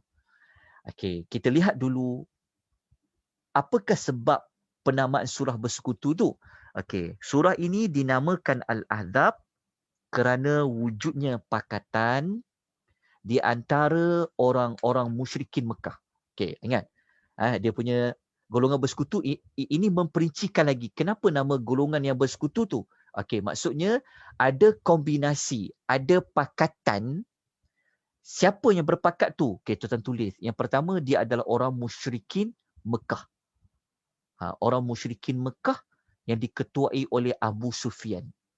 Orang musyrikin Mekah, maknanya Al-Ahzab ni cerita dia waktu tu Nabi sudah berada di Madinah. Okey, Nabi sudah berada di Madinah. Jadi orang Arab musyrikin ni mereka telah declare mereka akan serang orang Madinah. Mereka akan serang Nabi ni. Jadi cara mereka nak serang Nabi kat Madinah tu, mereka telah berpakat dengan beberapa grup-grup yang lain. Orang musyrikin Mekah. Okey. Lepas tu mereka berpakat dengan siapa? Mereka berpakat dengan beberapa lagi kabilah Arab yang lain. Contohnya Bani Ghatafan. Bani Ghatafan, mereka berpakat juga dengan siapa? Mereka berpakat dengan beberapa bani-bani yang lain ya. Saya tak tambah tu. Beberapa kabilah Arab yang lain. Kalau tuan nak tulis, bukan sekadar Bani Ghatafan, kita boleh tulis Bani Salim, Bani Asad, Bani Fazarah, Bani Asja', Bani Murrah. Maknanya orang Arab musyrikin ni, yang orang Arab musyrikin Quraisy ni, bukan mereka saja. Mereka ajak pula beberapa grup-grup kabilah-kabilah lain untuk serang Madinah. Lepas tu pula, mereka saja tahu. Mereka ni sebenarnya mereka disokong oleh orang Yahudi. Yahudi ni, dekat dalam tu dia tulis Yahudi Bani Quraizah kan? Ya, Yahudi Bani Quraizah plus dengan Yahudi yang sebelum ni dia telah dihalau oleh Nabi. Jadi maksudnya, perang Ahzab ni, golongan bersekutu ni siapa? Orang Arab musyrikin bergabung dengan beberapa kabilah Arab. Mereka bergabung juga dengan orang Yahudi Bani Quraizah. Tuan tulis, orang Yahudi Bani Quraizah ni, dia berada di dalam Madinah. Tuan faham tak? Maksudnya orang Bani Quraizah ni, mereka ni sebenarnya mereka berada di dalam Madinah. Maknanya, surah Al-Ahzab menunjukkan bahawa surah yang Nabi ada dua musuh. Musuh luaran eksternal dan Nabi menghadapi musuh dalaman internal iaitu orang Yahudi Bani Quraizah. Okey, jelas nampak tak kenapa apa makna golongan bersekutu tu? Okey, kalau tuan-tuan nak tahu maklumat lanjut, saya syorkan kalau tuan-tuan nak baca sejarah, kalau tuan-tuan nak merujuk kitab tafsir, tuan-tuan boleh baca tafsir Ibnu Kathir. Ataupun tuan-tuan boleh buka kitab Zadul Ma'ad. Kitab Zadul Ma'ad yang dikarang oleh Al-Imam Ibnul Qayyim Al-Jauziyah. Itu pun salah satu kitab yang bagus nak merujuk pasal sejarah Nabi. Pasal Nabi sendiri dalam kitab Zadul Ma'ad. Okey, tuan-tuan catat. Okey, dah tahu ya apa makna golongan bersekutu tadi? Golongan bersekutu tu golongan-golongan yang nak pergi menyerang bumi Madinah. nak serang Nabi SAW, yang mereka terdiri daripada apa? Orang musyrikin Quraisy di Mekah, kabilah-kabilah Arab yang lain, termasuk orang Yahudi yang berada sendiri di dalam Madinah. Okey, jelas dekat situ. Okey. Jumlah mereka semua ni, tuan-tuan dan puan ya. Okey, jumlah mereka semua ni, tuan-tuan tengok dekat gambar yang ada dipaparkan di depan skrin tuan-puan tu, nampak tak gambar peta dia? Nampak tak gambar dia? Ini gambar grafik secara lukisan lah. Okey, tuan-tuan tengok. Yang gambar anak panah warna pink ni, ini adalah tentera golongan yang berada luar pada bumi Madinah yang mereka terdiri daripada 10,000. Nampak tak perkataan 10,000 tu? 10,000. Nampak 10,000. Orang Islam yang berada dalam Madinah ni berapa ramai? Mereka yang berada di Madinah ni berapa ramai? Mereka berjumlah 3,000 sahaja. 3,000 mereka nak lawan dengan 10,000. 10,000 ni macam mana boleh jadi 10,000? Iaitu gabungan daripada yang kita sebut tadi tu. Okey, jelas? Lepas tu dekat dalam bumi Madinah ni, tuan tengok, nampak tak bulatan warna biru yang ditulis Yahudi Bani Quraizah, yang gambar dekat bawah pokok tu, yang gambar Masjid Nabawi, dekat hujung tu kan jumpa tak Yahudi Bani Quraizah. Yahudi Bani Quraizah ni lah yang mereka bergabung dengan orang yang dekat luar ni. Okey. Maksudnya Nabi akan diserang dari sudut dalaman dengan sudut luaran. Okey. Jelas tadi? Okey. Al-Ahzab ni, tuan-tuan catat ya. Al-Ahzab ni juga nama lain dia panggil Perang Khandaq. Nampak tak dekat yang gambar anak panah warna pink, 3 anak panah pink ni, jumpa tak perkataan Khandaq? Khandaq ni nampak tak yang gambar biru ni? Yang gambar biru ni, Khandaq ni maksud apa? Khandaq ni maksudnya adalah apa tu? Dia panggil apa? Bukan, dia panggil apa tu? Perigi, bukan perigi. Apa? Khandaq dia panggil parit. Parit. Masya-Allah. Dia adalah parit. Nampak tak parit ni? Nampak tak gambar biru ni? Khandaq ni adalah dia juga dinamakan dengan parit. Dia panggil perang Ahzab ataupun perang parit. Parit tu dalam. Nampak tak warna biru ni? Okey. Kalau kita tengok Nabi SAW ni yang warna hijau 3,000 ni, ini adalah tentera orang Islam. Mereka membelakangkan, nampak tak ada satu bukit ni panggil Jabal Sara' ni. Mereka membelakangkan satu bukit ni, dan bukit ni lah juga yang halang Bani Quraizah daripada belakang. Okey, ni bukit Jabal. Lepas tu kiri kanan tu nampak tak dua Jabal, Jabal Waqim dengan Jabal Wabarah kan. Lepas tu mereka gali parit kat depan. Maknanya 10,000 ni dia tak boleh masuk ke dalam bumi Madinah tu. Kenapa? Mereka kena tempuh parit ni. Mereka kena buat parit ni.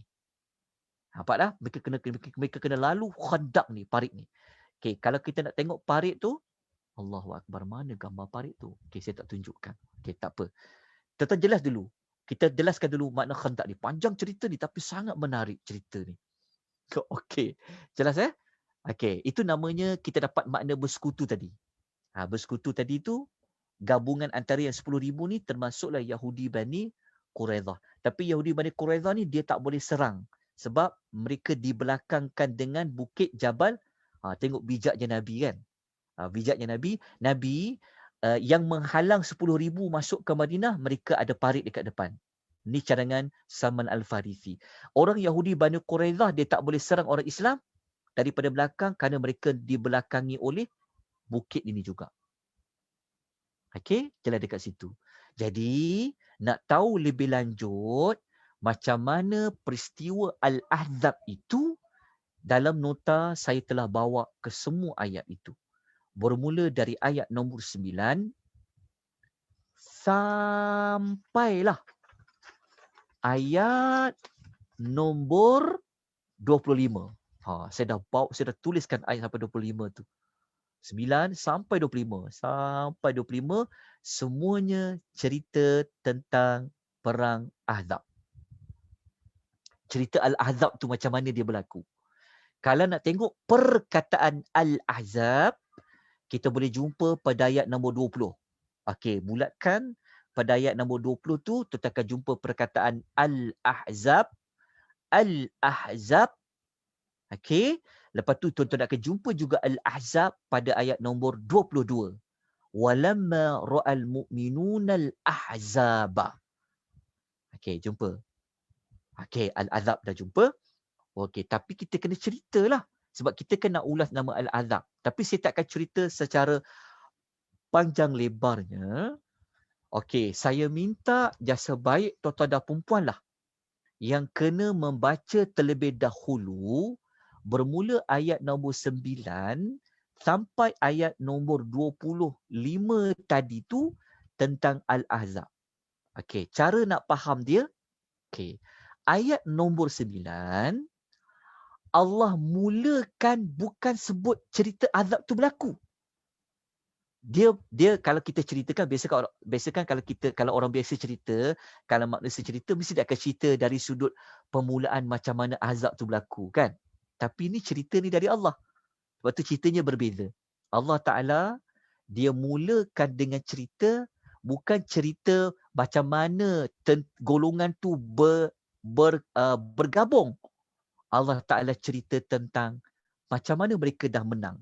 Tengok bezakan cerita yang Allah bawa. Kalau kita buka ayat nombor 9 ni, Allah Ta'ala cerita tentang macam mana mereka boleh menang dalam Al-Ahzab tu. Allah bongkarkan dulu faktor kenapa boleh menang. Ini menjadi rahsia. Kenapa Quran cerita dah menang? Kenapa tak cerita dari mula? Ini menunjukkan bahawa Quran ini dia dari Allah. Bukan daripada manusia cerita. Tetapi mesti ada sebab. Kenapa Allah cerita peristiwa macam mana mereka menang. Okey, kena faham ya dekat situ. Okey, kita tengok dulu ayat 9. Okey. Kalau kita baca ayat nombor 9 ni, ayat ni Allah Ta'ala cerita tentang bagaimana mereka boleh menang. Ini Allah Ta'ala menyebut tentang nikmat kemenangan. Kita baca dari ayat 9. Ayat 9 ni dia memberikan kita jawapan sebenarnya. Sebab kita dah tahu kan, okey, ayat 9 sampai 25 asal usul jadi nama Al-Ahzab tu. Tapi kenapa dengan Ahzab tu? Jadi sebab dia jadi nama surah Al-Ahzab, jadi Allah cerita dulu yang mula-mula. Allah cerita mula-mula tentang Allah Ta'ala kata, ya ayyuhallazina amanu, wahai orang yang beriman. Uzkuru ni'matallahi alaikum. Ingatlah nikmat yang Allah telah limpahkan kepada kamu. Nikmat Allah yang Allah telah beri kepada kamu. Nikmat apa? Idza ja'atkum junudun. Semasa kamu didatangi tentera. Junudun adalah tentera. Tapi Allah tak sebut lagi perkataan azab tu. Tapi Allah Ta'ala kata, dia sebenarnya ayat 9 ni dia nak sebut tentera. Tentera apa? Kita akan tengok. Allah kata, ketika kamu didatangi tentera. Tentera tu tentera azab lah. Okay. Lepas tu Allah Ta'ala kata, apa yang berlaku? Waktu tentera tu datang, Allah buat apa? فَأَرْثَلْنَا عَلَيْهِمْ رِيحًا. Lalu kami telah hantar kepada mereka. Hantar kepada mereka tu apa? Dekat tentera Al-Ahzab tadi tu. Allah hantar kepada mereka tu apa? Riha. Angin ribut. Lepas tu apa lagi yang Allah hantar? Wa junudal lam tarawha. Nikmat yang kedua, Allah hantar tentera yang kamu tidak dapat melihatnya. Maknanya tentera tu siapa? Adalah malaikat. Okey. Dapat tak dua perkara, dua nikmat yang Allah Ta'ala ataupun dua sebab, dua faktor utama kenapa orang Islam boleh menang dalam Al-Ahzab. Antaranya Allah Ta'ala telah menghantar angin ribut.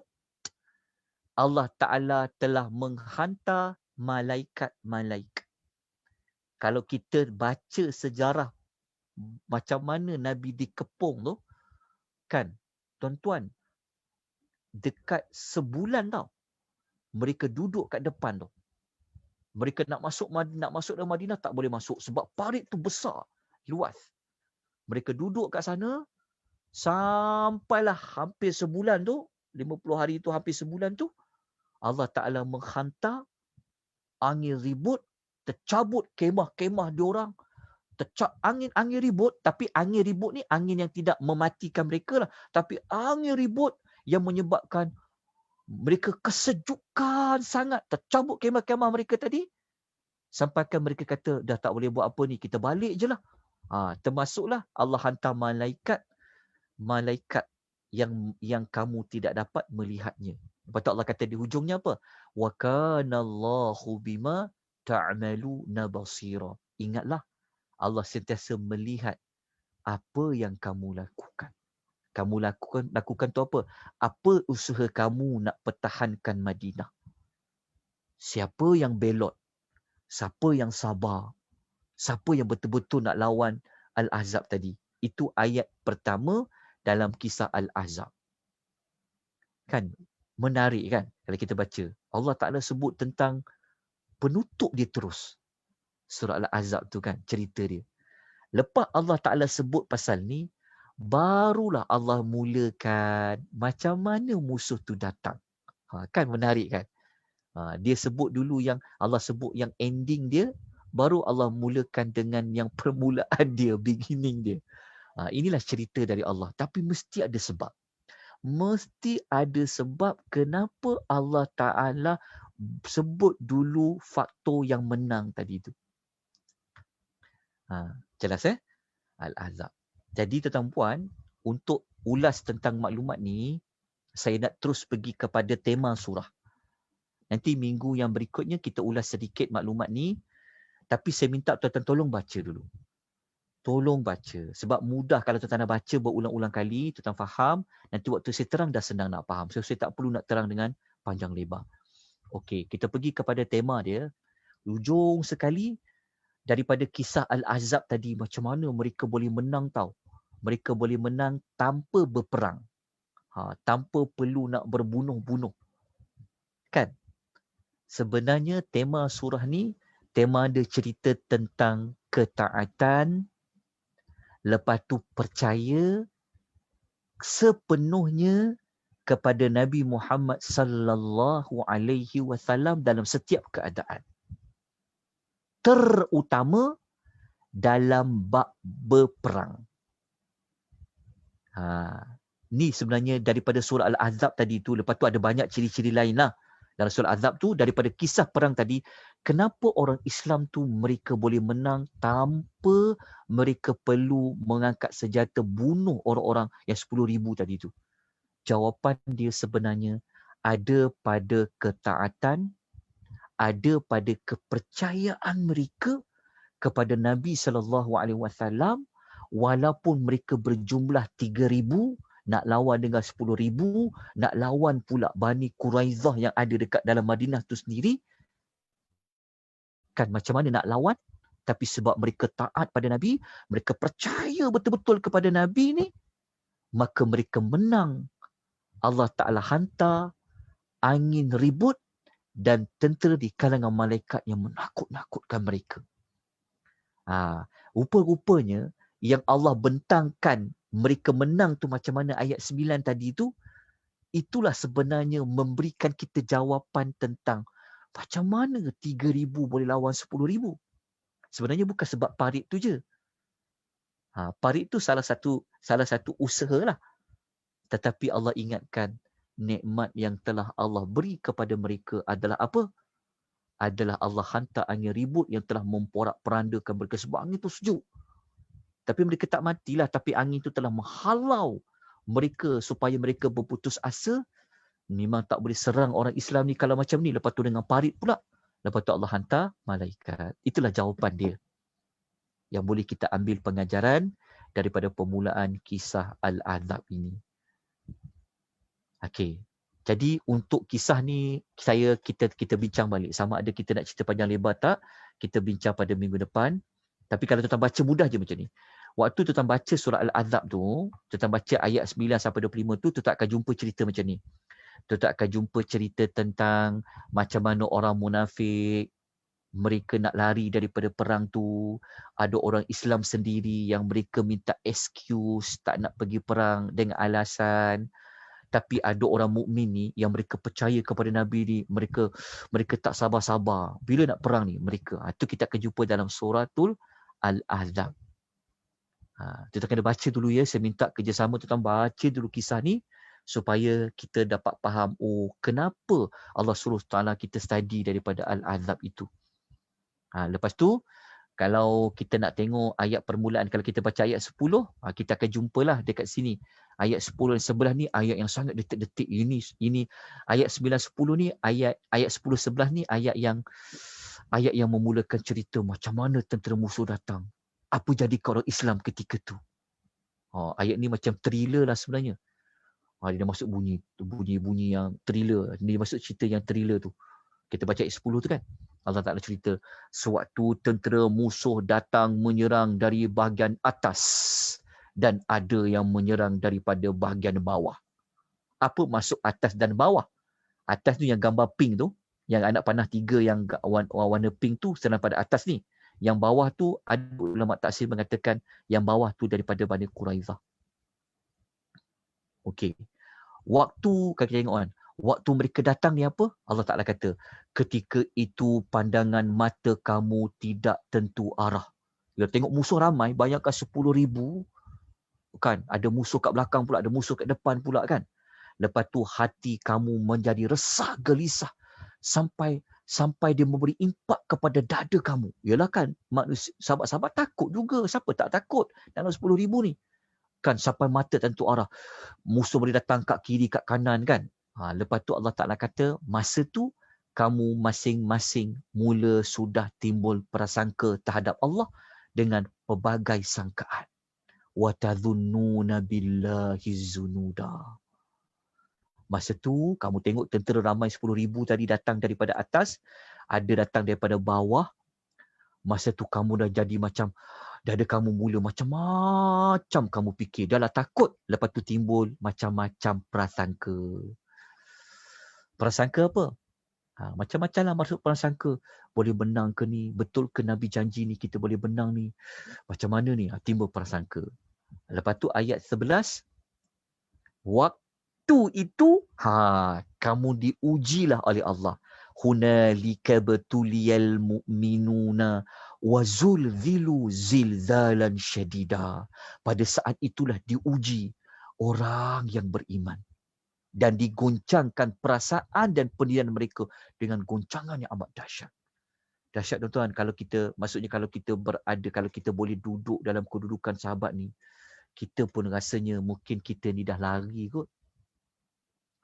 Tapi sahabat masa tu orang beriman ni, mereka percaya.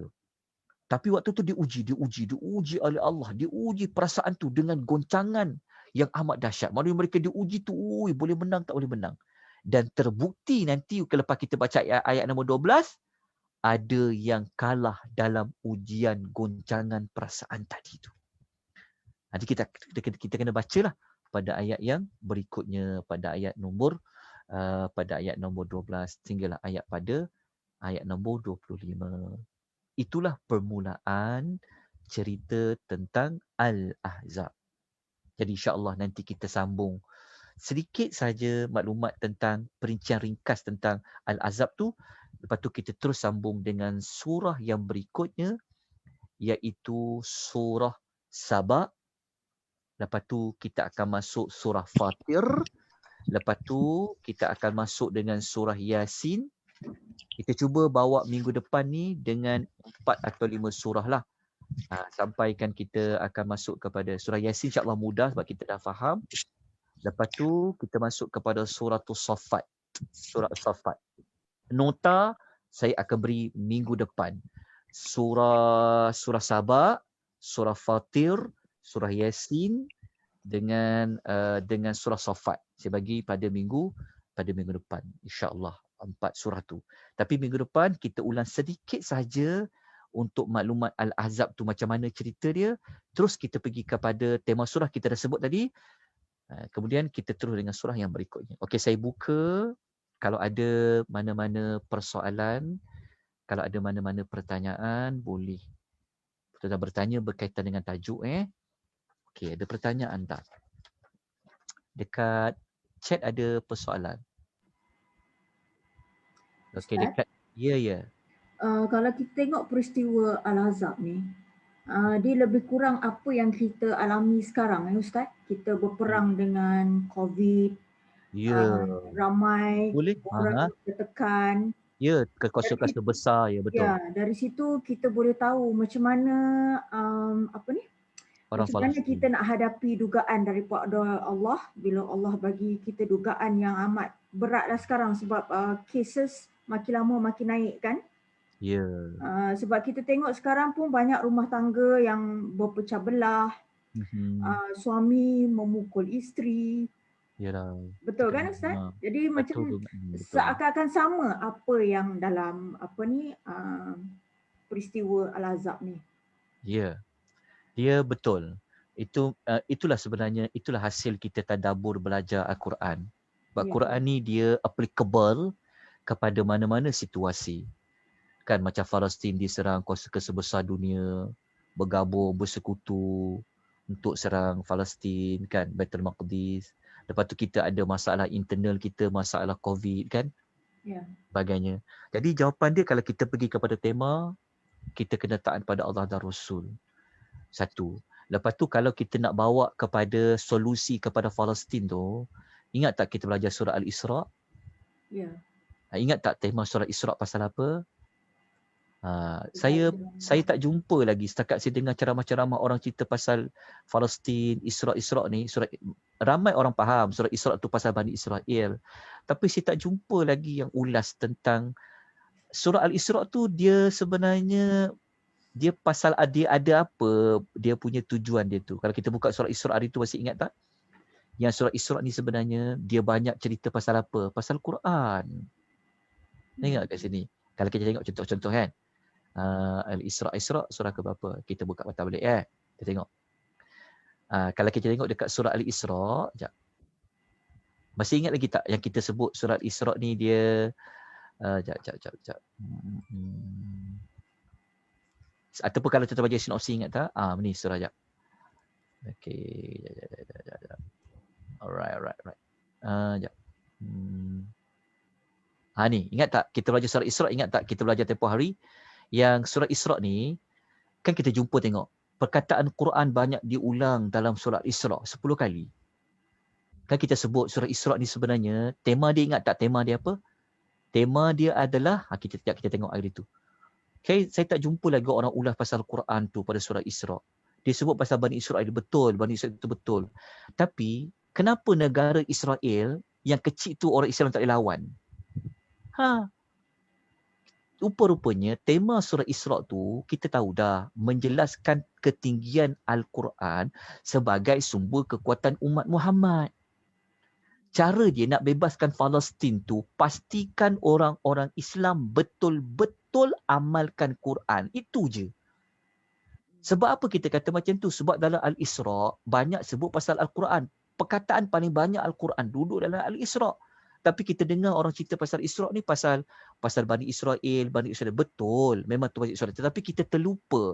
Benda core dalam surah Isra' tu sebenarnya adalah pasal kekuatan orang Islam tu pada Quran. Kita duk sebut kempen koyak, orang Israel koyak. Tapi kita sendiri dengan Quran tak koyak-koyak kejahilan tu. Tak maksudnya? Maksudnya kita ni sendiri, Quran tak pandai baca, Quran tak nak baca, Quran tak nak faham, Quran tak nak amal. Engkau buatlah slogan macam mana sekalipun nak serang Israel. Tapi kalau Quran diabaikan, kandungan Quran tak diamal, selagi tu takkan dapat bebaskan Palestin. Itu jawapan dia. Kenapa? Kerana dalam surah Al-Isra' Allah menyebut tentang Al-Quran. Dan sebab tu kita belajar tema Al-Quran. Surah Isra' tu adalah menjelaskan sumber kekuatan umat Nabi Muhammad ini pada Al-Quran. Cuba tanya orang yang duk kempen yang pasal Israel tu. Macam mana kita dengan hukum-hukum Quran, amal. Orang Islam sendiri, negara-negara Islam pun tengoklah dengan Quran. Jadi kalau orang Islam ni kekuatan dia pada Quran. Sebab Quran ni dia menyatukan semua orang kan, Quran yang sama. Ya. Jadi moga-moga dengan apa yang berlaku kepada kita ni, kita kembalilah pada Quran. Quran tu adalah syifa. Kita ni banyak benda yang kita tidak tunaikan perintah Allah. Macam kita bersejadah kan, kita tak tunduk pada Allah. Masih lagi kita nak buat maksiat ketika COVID. Masih lagi waktu masih lagi ada penuh dengan hiburan-hiburan, kita tak insaf, kita tak istighfar, kita taubat pada Allah. Macam mana Allah nak angkat azab ni? Jadi sangat bertepatanlah dengan apa yang kita belajar tu. Moga-moga kita teruskan belajar, kita sampaikan maklumat ni kepada semua ya, supaya kita belajarlah Al-Quran, faham Quran untuk kita amalkan Al-Quran. Selagi kita tak amalkan Quran, kita takkan dapat membebaskan bumi Palestin, kita takkan dapat melawan musuh-musuh kita. Tapi Ustaz, Ya. macam banyak-banyak negara dalam dunia, kenapa Palestin asyik di-aim saja? Ada macam kenapa Ustaz? Ialah sebab Palestin ni kan dia ada nilai keagamaan. And then bumi ambil. Dia kalau kita nak faham tentang tu, kita kena study kisah Musa dengan Sulaiman. Dia adakah orang-orang Palestin ni macam mengambil kesempatan sebab mengikut pengalaman saya masa saya dulu berada dekat Jordan tu Ustaz, kita punya housemate semua kat sana orang-orang Palestin Ustaz. So kebanyakan perempuan tu memang dia kurang macam tak berapa solat Ustaz. Mungkin dia macam ingat dia tu datang daripada apa. Dia heran tengok kita orang Malaysia ni pula yang solat, baca Quran, dia heran. Dia ingat kita ni yang country yang macam free thinker ke, western ke. Dia macam heran. So macam kita orang pun makcik-makcik Malaysia ni pun cakap lah, kata you coming daripada bumi Anbiya, patutnya kena lebih beriman, tunjuk contoh yang baik pada kami kan. Betul. Tak tahulah mungkin sebab-sebab tu kot. Tapi memang 70% lah Ustaz, dalam asrama tu orang Palestin memang tak jarang solat kita nampak. Ya, itulah hikmahnya Allah Ta'ala buat. Kalau Palestin ni tak ada, mungkin orang Islam tak boleh bersatu. Ya. Mungkin orang Islam ni dia tak ingat. Jadi Allah Ta'ala jadikan semuanya pasti ada hikmah. Pasti hikmah dari Allah. Dialah memang tak boleh nak buat, sebab itu memang telah pun Allah Ta'ala telah ditakdirkan kan. Macam contohnya isu baru ni kan, alhamdulillah semua orang sedar. Dia semayang ke, dia tak semayang ke, tapi nilai iman dia ke orang Islam tu dia masih ada. Alhamdulillah lah. Syukur. Jadi cuma dapat momentum tu, kita teruskan lagi. Kita tak nak nanti sekejap je. Lepas tu dah basi kisah Palestin. Sebab tu ada hikmah Allah buat. Wujudnya Palestin sebegitu. Ya. Bumi yang barakah, bumi Allah berkati dia. Ya, moga-moga kita semua dapat mengambil kesempatan buat kebaikan kepada Muslim yang berada di bumi Palestin, menyedarkan orang-orang Islam di dunia ni. Sebenarnya ini tanda akhir zaman.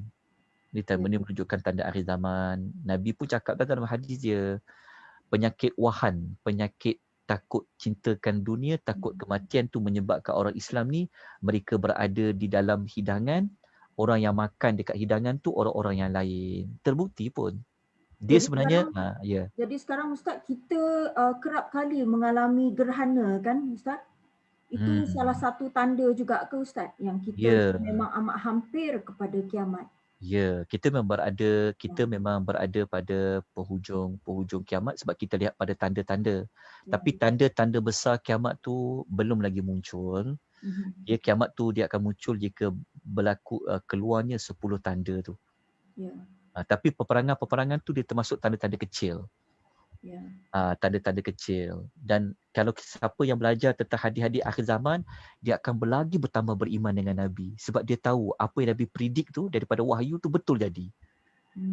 Contoh macam Nabi cakap tu lah, akhir zaman nanti orang Islam ni mereka akan diganyang mereka akan diganyang oleh orang-orang yang lain, bangsa-bangsa lain, seperti mana makanan yang berada dalam satu hidangan. Para sahabat tanya, bukan kerana kami kan ramai ketika tu. Nabi kata ramai, tapi kamu ni umpama buih-buih yang di atas lautan. Maknanya kamu ni tak ada kualiti. Kau orang Islam tapi tak ada kualiti Islam. Nabi bagi tahu sebab apa? Nabi kata kerana penyakit wahan. Wahanun tu apa? Iaitu penyakit takutkan mati dan kamu ini cintakan dunia. Itu di antara sebab dia. Jadi moga-moga kita semua dapat manfaat lah daripada kejadian yang berlaku sekeliling kita kan. Dari COVID-19 ni pun moga-moga Allah Ta'ala angkat cepat-cepat azab tu. InsyaAllah. Okey. Ada soalan lain sebelum kita tangguhkan? Pertanyaan. Ustaz, Ya. nak tanya kalau meninggal sebab COVID, dia kira mati syahid ke? Ditinggalkan sebab COVID, dia akan mati syahid ataupun tidak. Wallahu ta'ala alam. Sebab dalam hadis yang kata tentang orang yang mati syahid ni, salah satunya orang yang mati kerana penyakit dia di dalam perut. Ada mati syahid. Mati syahid ni, Nabi sebut dalam hadis dia, orang yang mati tenggelam, orang yang mati terbakar, orang mati berperang di jalan Allah, orang perempuan yang mati ketika melahirkan anak, orang mati lemas. Wabak pun ada kan? Wabak tu ada. Kalau kita kaitkan dengan ta'un tu ada. Kalau kita ambil hadis tentang ta'un, yang Nabi kata ta'un ini sebenarnya dia adalah satu azab. Satu azab yang mana dia akan jadi rahmat bagi orang yang beriman. Kan kita tahu kan ta'un kan Nabi larang kita, Nabi kan buat konsep jangan rentah negeri kan. Nabi kata orang yang berada kena penyakit ta'un, dia jangan pergi keluar dan orang dekat luar jangan masuk ke dalam. Nabi kata dia jadi rahmat bagi orang beriman. Jadi rahmat macam mana? Jadi rahmat tu yang mati syahid itu dari sudut pahala lah. Tapi dengan syarat. Dengan syarat kita memang bersabar menerima ujian tersebut dan kita mengharapkan ganjaran pahala oleh Allah. Dengan kita patut SOP tadi tu lah. Bukanlah kita membunuh diri kita. Tapi kita dah jaga SOP, kita ikut semua nasihat pihak-pihak yang pihak-pihak berwajib. Kita kena penyakit COVID, moga-moga kita dapat pahala penyakit pahala syahid wabak lah. Moga-moga dapat sama seperti wabak ta'un tu. Boleh dikaitkan dengan itu. Allahu ta'ala a'lam. Okey, ada pertanyaan lain? Tak ada, kita berhenti di sini. Kita jumpa minggu depan insya-Allah. Terima kasih banyak-banyak kepada Nia Academy.